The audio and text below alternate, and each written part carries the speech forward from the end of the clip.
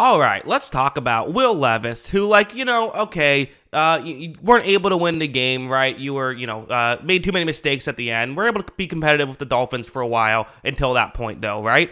Wait, what's that? They came back and won? Yeah, that's how most of us, I think, felt watching that game. Somehow, some way, the Titans won this one.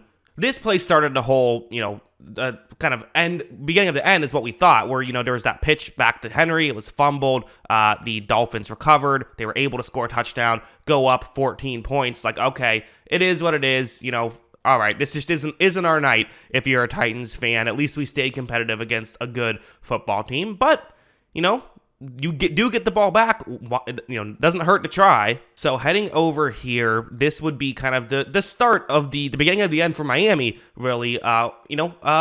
For Will Levis, it's a bit of improvisation. It's not always guys were getting open, hitting to open guys. Sometimes it was making things happen. That's the concept on the screen he's looking at. Zone coverage, that's where he wants to go with the football. However, when Levis takes a snap, he looks over there and doesn't love what he sees. And now you're in trouble. Pass rush is going to get there. You have to try and make something happen. Well, what is he going to do? We'll watch him scramble up. He's going to flip the ball to Spears, who makes the catch and runs after the catch and picks up a first down there on that play. Really good stuff there from Spears, certainly, but good stuff by Levis. Getting the ball into your playmaker's hands. I think a lot of quarterbacks, especially young quarterbacks, might have just ran with the football there. I certainly don't know how many quarterbacks are, having the wherewithal to flip it to a halfback there and making something happen, but Levis did, and got to give him a lot of credit for that. That was a play to help them sort of start to get things moving here. Of course, going over here, you're going to need some 15-plus yard passes. They're kind of, again, I'll keep talking about the situation as we go here. Under 3 minutes at this point, still down 14 at their opponent's 25-ish yard line, second down and 2. You see zone coverage. There is a route that you could look towards. It's Nick Westbrook-Akine. That's who, Levis is going to look towards in that gap in coverage.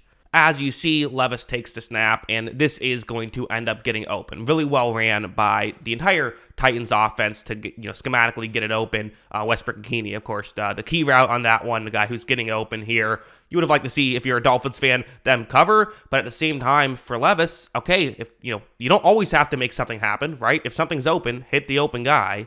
That's exactly what Levis does, and they get inside the 5-yard line when they were at the 25-yard line. So getting a play like that or two definitely makes this comeback a lot more possible, because again, what's so important here isn't just coming back and getting the touchdown. You want to make sure you score quickly, because you want to keep as much time on the clock as possible, because Miami's going to get a drive, and you don't know if they're going to get first downs or not.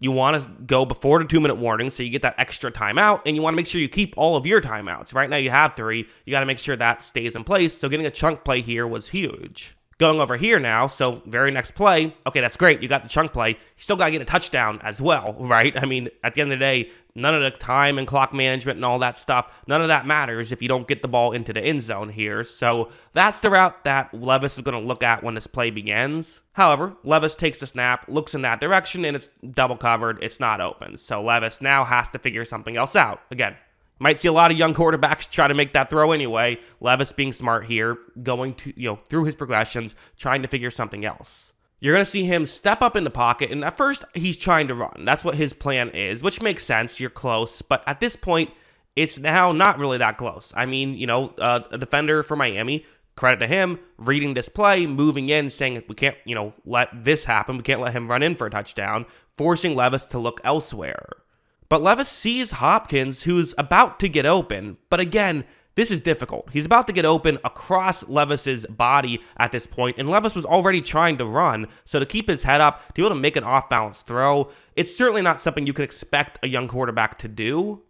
However, watch him still pull that off. That's a great play from Will Levis. So, listen, with the Will Levis thing, I mean, I get it. It hasn't been perfect game in and game out. But you do see some real flashes of really good stuff from him. And I think that's kind of why, why he was drafted when he was drafted in the first place, kind of in both sides, right? There is the negatives there. We all have seen the negatives, but there are the positives as well. And to me, I've almost seen more positives, this season than I did all of last season when he was still in college. I think that he's really shown some flashes here. And then this play, so the next drive, I mean, it's crazy how they had, less than 3 minutes left. Really, it was about 4 minutes left is kind of the real way to look at that, because that's when they were starting their drive.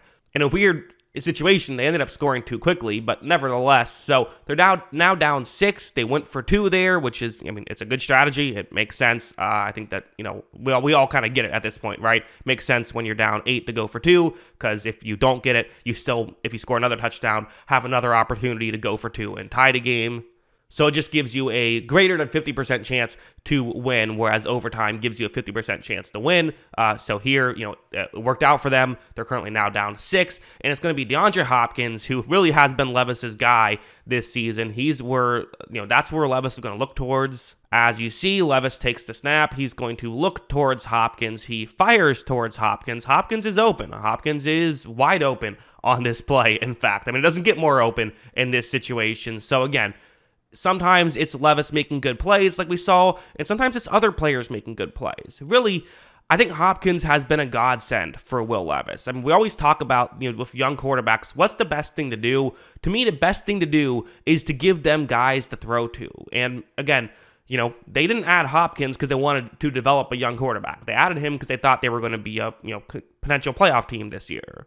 Remember, at the time, Levis wasn't even their quarterback. Ryan Tannehill was their quarterback. At the same time, though, it's just a good example of why this kind of helps. Because now for Levis, it gives him someone to throw to. Not only that, but when he hits Hopkins, watch the great work Hopkins does in open space. He gets them to around the 30-yard line, a big chunk play. They were eventually able to punch the ball into the end zone. It was a Derrick Henry rushing touchdown. So really good stuff at the end. Listen, it wasn't a perfect day, game in and game out. There's still too many mistakes, all of that stuff. But if you're a Titans fan, I get that, a lot of people will say, well, draft pick stuff, you're not making the playoffs anyways. Doesn't this kind of hurt your draft stock at this point? To me, I don't know. You see how fired up Will Levis is on the sideline. How can you be mad if you're a Titans fan about this situation? What you want more than anything is to have a quarterback. And I don't know if they do, right? Levis is still, the bad games have still been the bad games, right? They have. We can't sit here and pretend like Will Levis is actually, awesome and the best quarterback we've ever seen just because he's had his good moments.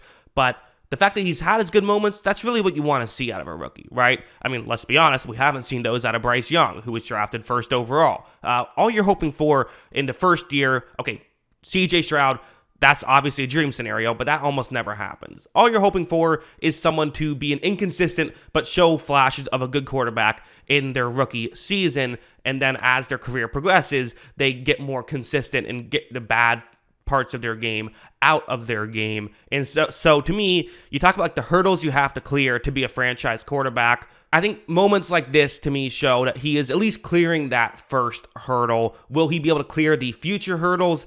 I don't know, but he's shown enough for me that obviously I think he deserves a second year at this point, and it's fun if you're a Titans fan. Have fun with it. If you root for your team to lose, it doesn't actually help them lose, so might as well root for your team to win. That's at least how I always view it with my team. So fun stuff by Will Levis. But yeah, those are my thoughts. What are yours? Let me know in the comments below. Always love hearing from y'all, and of course, as always, thanks for watching.